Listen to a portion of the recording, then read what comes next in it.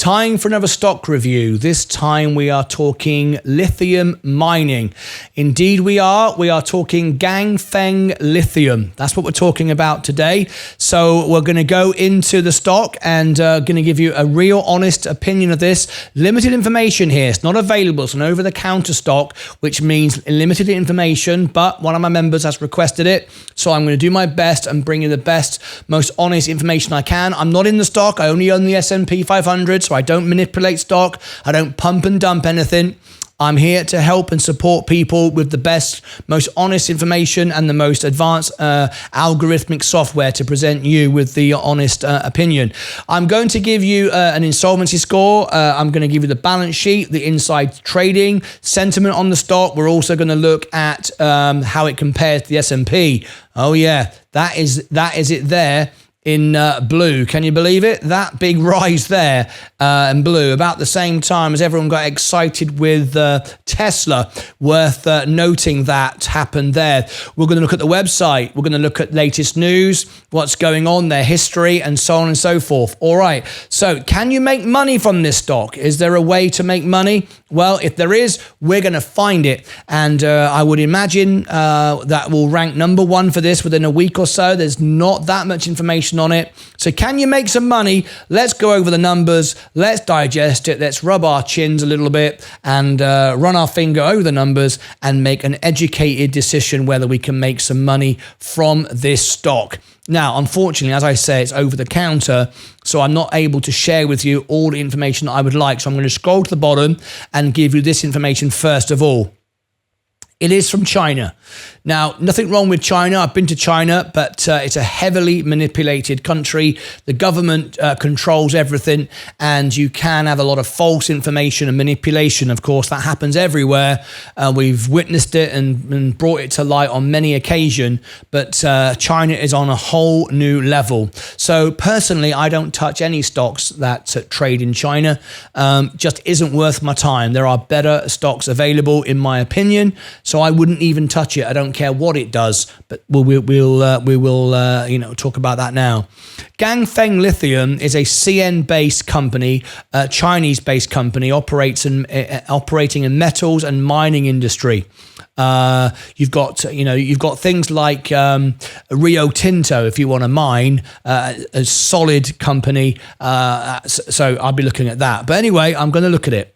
The company is headquartered in Xinyu, Jiangxi, and currently employs, I hope I pronounced that correctly, 7,870 full-time employees. The company went IPO the 10th of August 2010, so it's been around for a while. So considering it's been around for 14 years, why is it still an over-the-counter company?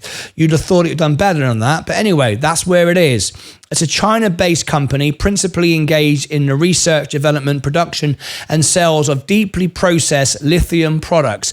Now, lithium is what we all need for EVs, and not just EVs, by the way. The flying cars, we need lithium in all the new computers and so on and so forth. So lithium is important, but lithium refining, as Elon Musk has pointed out, is where the money is. Not just the mining of it, but the refining of it, turning it into the useful product at the end of the day. That's where the money is. It's very difficult to do. Not everybody wants to do it. The firm's main products include lithium compounds, lithium metal, and lithium batteries. The firm's products are mainly used in electric vehicles, chemicals, and pharmaceuticals. The firm distributes its products and in domestic market and overseas. Okay, $63 billion. So why is this trading over the counter? $63.9 billion US dollars is the value here. And it says it's got a 4.48 dividend, but yeah, I couldn't find that when I was looking at it on my dividend yield calculator. Interesting. The CEO and executive chairman, Mr. Langbin Li, I'd love to have him on the show, and you know how to do that if you'd like to have him on the show. Employees 7,870. All right, let's go and have a look further up now at the intrinsic value. As I said, I can't show it on my brokerage; it doesn't exist, but I will. I will do the best I can. All right, let's go first of all to the intrinsic value. Now, the intrinsic value actually looks quite reliable. There's no warnings here. $7.46. So that's the value, and it's undervalued by 56%. We value it at $7.46, undervaluation of 56%. Let's look at the current price. The current price at the moment, if you look here, is $3.29. It's a penny stock.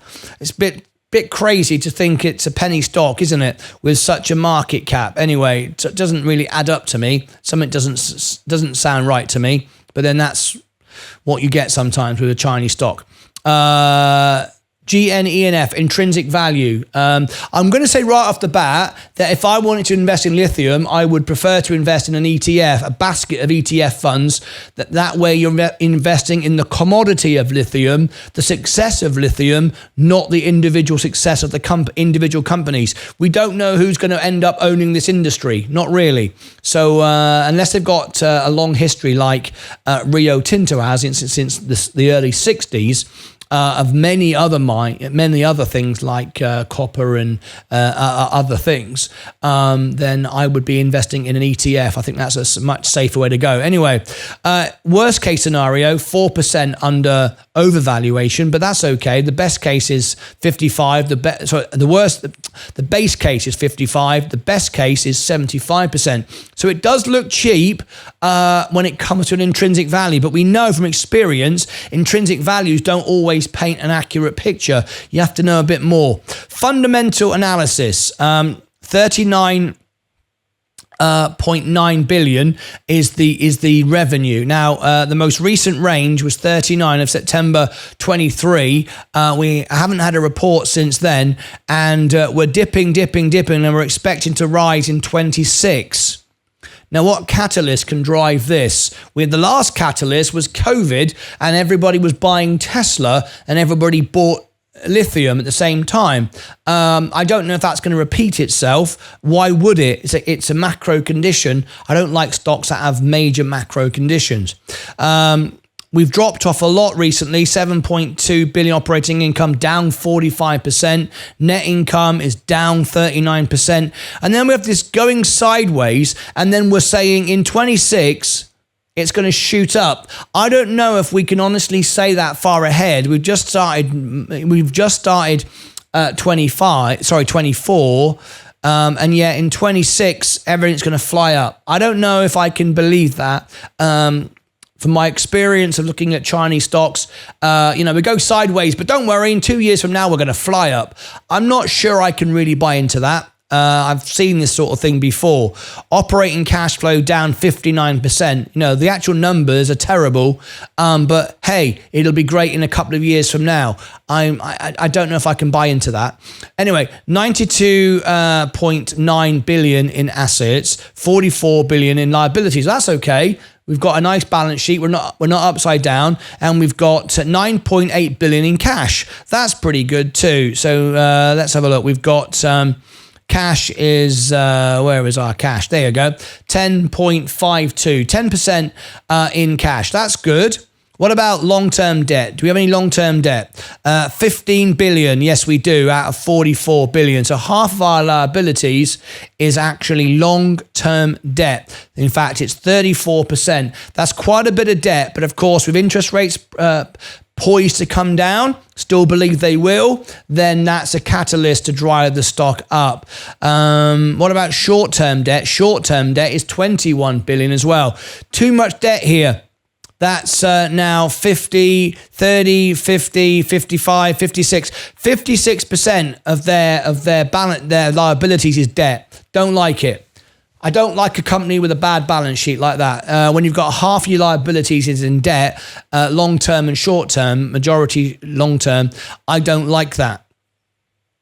Now, they are not in a position either to pay off their debts. They've got 15 short-term, 25 billion in debt, and they've got 10 billion. So they can pay off half their debts, so it's okay. But it's not a good balance sheet, and we're looking at things improving, 2 years from now, and it being a Chinese company. It's not a buy from me, and over the counter, I don't like it. So let's move on down. Margins, gross margins. Now, this is what scares me as well. The margins are of... and they look a bit secular, I should say. They cycle through stages. Now, mining can do that because the commodity prices go up and down. That's what you expect from a mining company. We've seen that when the cost of steel goes up, the company make more money, the cost of steel goes down, company make less money. It's kind of, it's like oil. Oil prices go up, oil prices go down. But we're now at 24% margin. 18% operating margin. We are making money, but the margins are on a downtrend at the moment. Now, that's quite good if you can buy it here and you think it's going to go back up again. It's like buying oil when oil's like $55 a barrel. People like buying oil at $55, $60 a barrel and selling it 80, 90. It makes sense. It's a secular commodity. It kind of works well, right? But I think the margins are a bit thin from my experience. Anyway, scrolling down, profitability, 70%. So their profitability score is good. I mean, they are making profits. I just don't know if that's really all completely believable, if I'm completely honest. We've got everything. We've got margins falling, debts rising, revenue falling, operating income falling, and yet we've got a profitability score of 70. A lot of Chinese stocks have a very good way of doing their accounts, and it always kind of looks good when it doesn't. 70% profitability score. That profitability score, doesn't sound right in comparison to what we've just read. Just saying. Solvency score, 54%. It's a pretty good solvency score as well. That's what people look at. It appears it's doing all right. I just don't know. It's doing all right, but Wall Street say worst case scenario is a 33% downside, and on the average is 25%, and the maximum is 87%. So let's go on the base case, the average, 25. That's better than, of course, the S&P. Anyway, competition there. I'll give you the link for that in a moment. Let's look at sentiment. No sentiment, no news, no one's talking about it. Short interest, none whatsoever. Percentage of shorts, of shorted stock, nothing at all. Nothing showing up. So no short squeeze here, no volume anyway.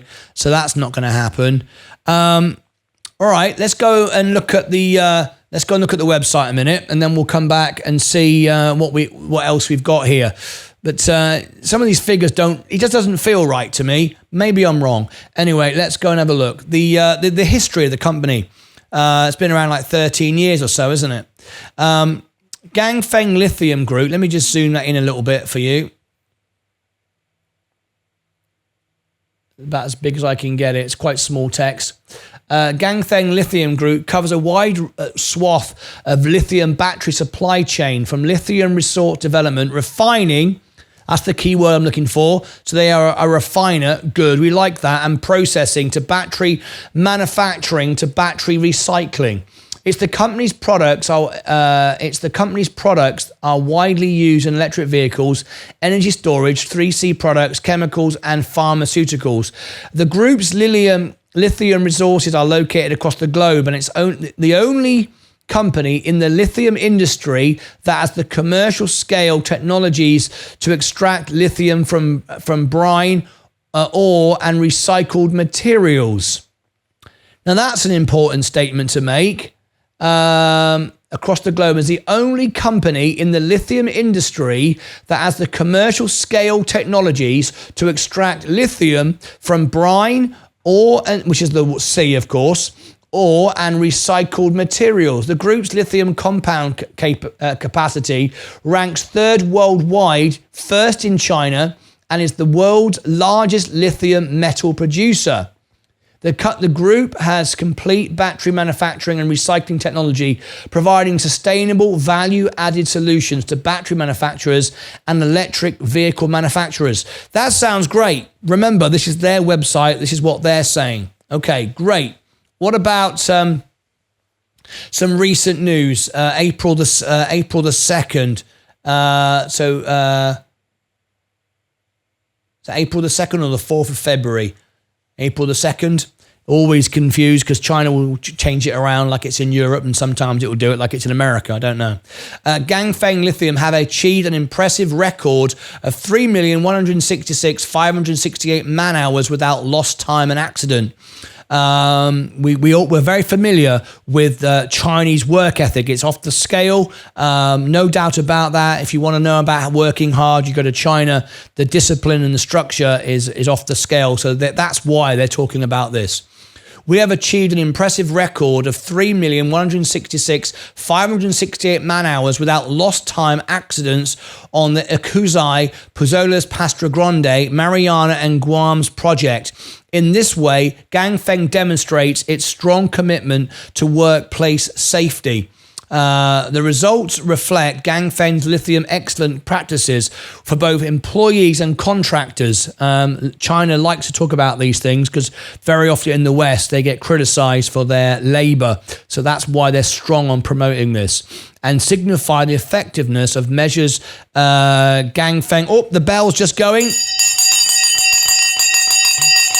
I nearly missed it, but I didn't. I got it right there on the bell. That was close. And contractors and signify the effectiveness of the measures Ganfeng Lithium has implemented at all stages of the process, reinforcing Ganfeng's lithium position as a benchmark in the industry. This achievement makes Ganfeng Lithium an exemplary model of occupational health and safety management in lithium production, reinforcing its leadership position in the industry and is committed to the well-being of its employees. Sounds great, but again, they're writing this themselves. Now then, this is the main website. Let me read this. World's leading lithium eco enterprise. Let's just zoom into this a moment and see what we can learn from this. As the world's leading lithium eco enterprise, Ganfeng's lithium's business segments cover from upstream lithium resources development, midstream lithium refinery and lithium metal smelting, to downstream lithium battery and manufacturing and battery recycling. Our products are widely used in EVs, energy storage systems, 3C products, chemicals and pharmaceuticals. Ganfeng's lithium resources are located in several countries and regions worldwide, and we have advanced technologies for lithium extraction from brine, lithium extraction from ore, lithium recycling. I like that part. Our production capacity of lithium compounds and lithium metals is among the highest in the world. Ganfeng also has the capacity to manufacture and recycle batteries, providing EVs, battery and electronics OEMs with raw material supply, battery customization and recycling solutions. And we'll just have a little look at the demonstration there. What we've got here, let's just zoom into this as clear as we can. I think that's as much. Yes, it is. Raw materials, so brine, clay, recycled materials, then goes into chemicals and metal, carbonate, hydroxide, fluoride specialities, battery production, power battery, 3C, digital battery, lithium, polymer, small battery, solid state and energy storage system, our customers' products, EV, cars, electronics and so on and so forth, and then back to battery recycling again. I like all of that. I like this, what this business is alluding to be doing. I'm just not convinced by the numbers. The numbers just don't look right to me, but there's just something about it. But anyway, that all looks good. How does it compare to the S&P? Well, this is what concerns me. This is what concerns me. But you might say I've got an answer for this. Let's go and look at this just for the moment. What you see here is in 2020, we see a massive spike here and then fall away. And I'm going to do something now, which I've not done before on a review. I'm going to go right back up here to my software, and I'm going to load in Tesla. TSLA, load it in, option 3. I don't normally do this, but I'm going to do it. And the reason for this is it looks like a Tesla chart. Yep, I wasn't wrong, was I? There you go. Little bit of experience there. When you do it enough, you start to see these patterns. If we look at the S&P 500 in red, this is the S&P. Look what Ganfeng did. It rose literally identical to Tesla. Tesla's in yellow. A smaller version of it, but it fell away. Now Tesla started to rise again, and Ganfeng is falling away. Now, what does that tell me? That makes me look at that chart and think to myself, all right, Elon Musk was getting all the attention. During COVID, everyone was at home buying Tesla. We all know that. We all rode that wave, all right? Tesla went up and up and up and up, really great, and kept on going, and now it's been falling away. But it's starting to stabilize now, right? Whereas Ganfeng has fallen and continued to fall. So what happened here was we had a macro condition. We had Ganfeng starting to rise because Tesla was rising. And when Tesla started to fall down, understandably, lithium started to fall pretty much at the same sort of time, right? Makes kind of sense, right? People are falling out of love of EVs for a while. Maybe it's not going to be what we thought it was. But then Tesla, as it's a great company, has started to bounce back and hold and stabilize, whereas lithium has continued to fall away. And now we're back where we were in 2020. We're back, in fact, we're lower than where we were in 2020. Isn't that interesting? So I find these figures a little bit hard to swallow, because if things were so great, why would you have we've got a 70% profitability score, and yet the chart is back lower than it was originally. We've got no short interest, so it doesn't appear that anyone is shorting the stock. We identified that earlier, so it's not a heavily shorted stock. Solvency score 54. There's something about this that doesn't feel right to me. When I've done, you do hundreds of these, you look at it and think, well, if you manipulate the figures enough, you can make something look more attractive than it really is. But I don't think it is. I don't think it's really undervalued. So let me give it my final thoughts. I can't show it on Robinhood. It doesn't exist. Now, I'm gonna finalize it here. From my experience of doing this for 3 years, Chinese stocks are on a whole new level of manipulation. Whole new level. No question about the work ethic from the people. People are great. But the government is terrible. The manipulation is terrible. The numbers are terrible. Figures never make any sense. It looks like a macro condition stock, so it popped up on the back of Tesla, sold off, but it's continued to sell off. It's not held its ground like Tesla, so that tells me something's not quite right. You look at it, and the intrinsic value would suggest it's cheap and undervalued, but I don't think it is. After all this time, it's still it's still only $3 a share. Something about this stock doesn't make sense. There's hardly any news on it. No one's talking about it. There's no sentiment around it. I'm going to say that this is not a buy for me. I would, if you like lithium refining, I would be much more confident in buying a ETF, a basket of funds of lithium refining, not this. Something about these numbers don't add up. Anyway, that's my opinion. Click above my head for all the links down below in the description. The extra channel runs here as well. Underneath here, we go live 12 hours a day. And over here, we've got all the reviews. You might want to go and check out more reviews that might come up. What do you think? Do you like this one? Are you buying it? For me, I'm going to give it no. Something about this just feels not right. Maybe I'm right, maybe I'm wrong. I will continue to watch this over the coming months and see where we end up. Till next time, as always, take care of yourselves and each other.